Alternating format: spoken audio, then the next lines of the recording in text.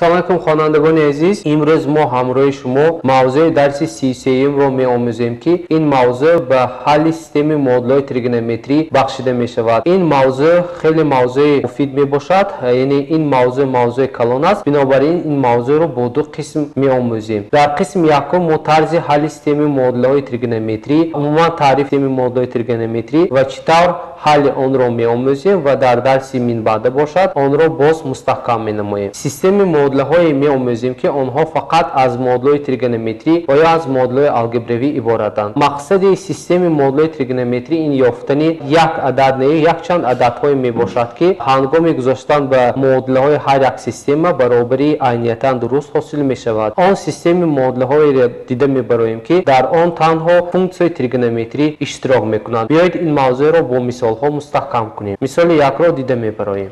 در مثال یکم چنین سیستم مدل نشان داده شده است. آن را قید میکنیم.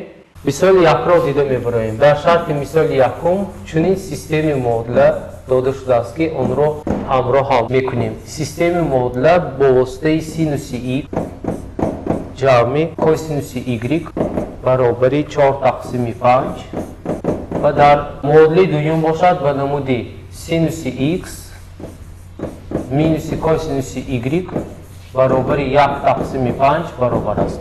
برای حل این مدل ما میتونیم یک بار مدل ها رو جمع کنیم یا اینکه با طرز گزارش اجرا کنیم. میتونیم با 2 یا 3 طرز گوناگون از اینجا x و y را یابیم. بیایید ما طرز الگبروی جمع را استفاده میبریم. هنگام جمع کردن دو مدل یکم و دوم ما از y خارج میشویم.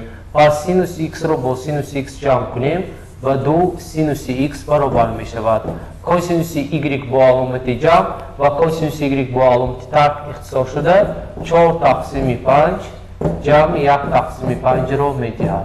از اینجا 2 سینوس 4 تقسیم 5 جمع 1 تقسیم 5 این و 5 تقسیم 5 یا خود به 1 برابر است.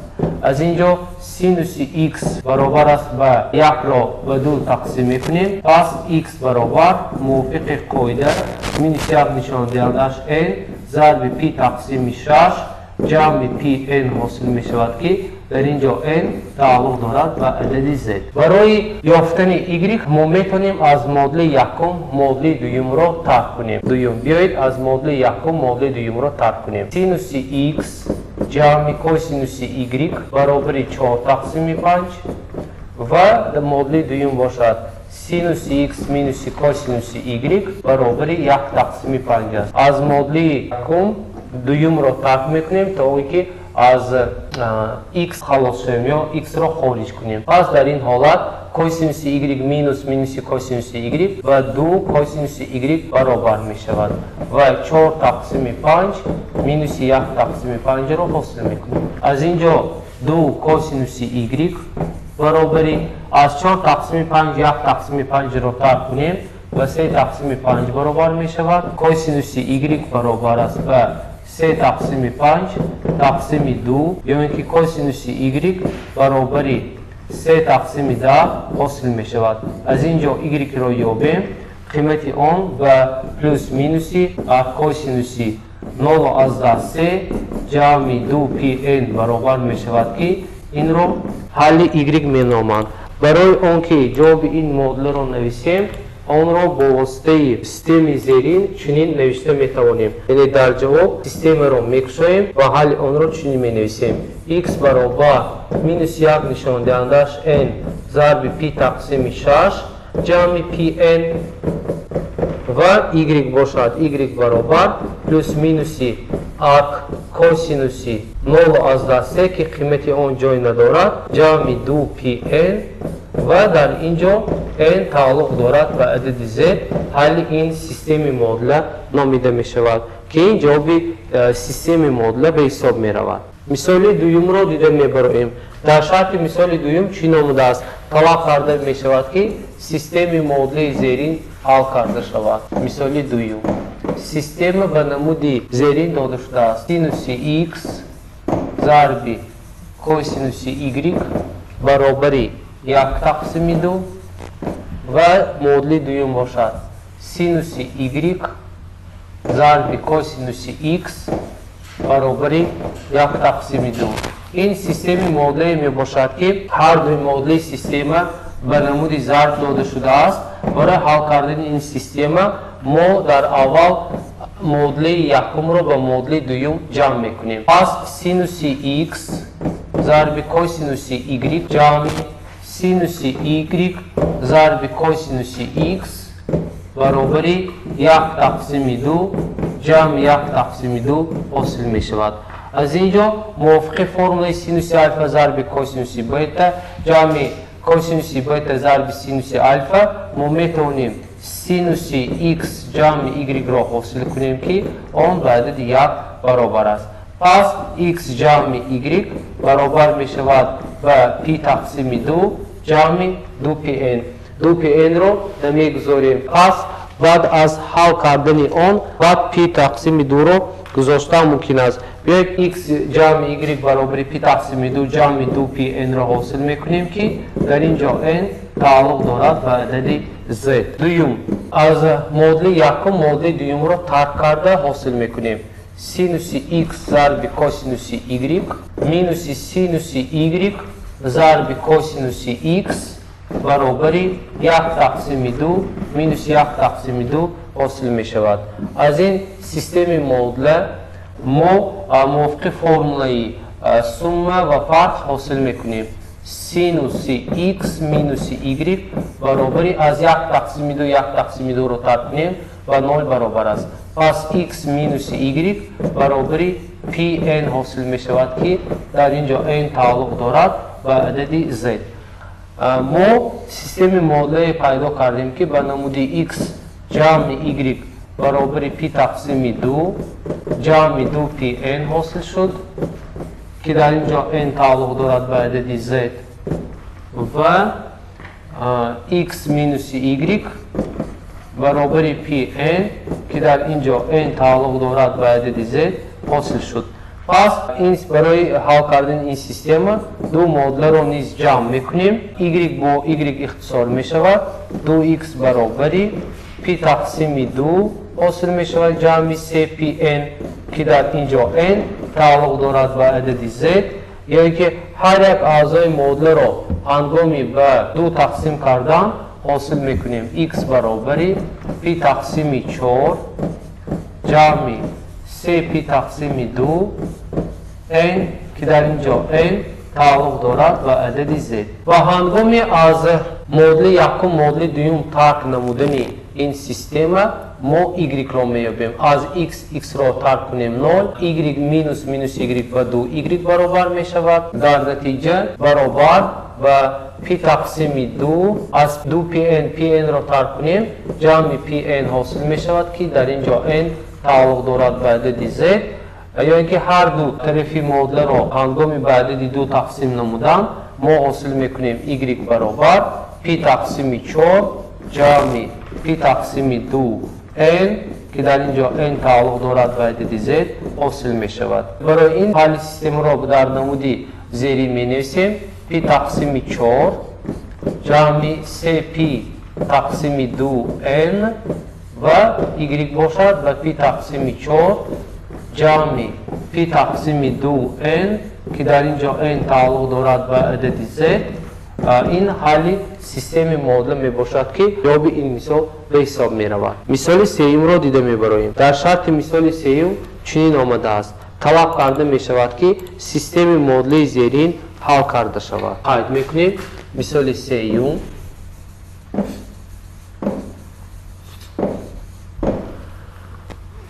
سیستم معادله به نمود زیرین داده شده است. آن را می نویسیم کوسینوس x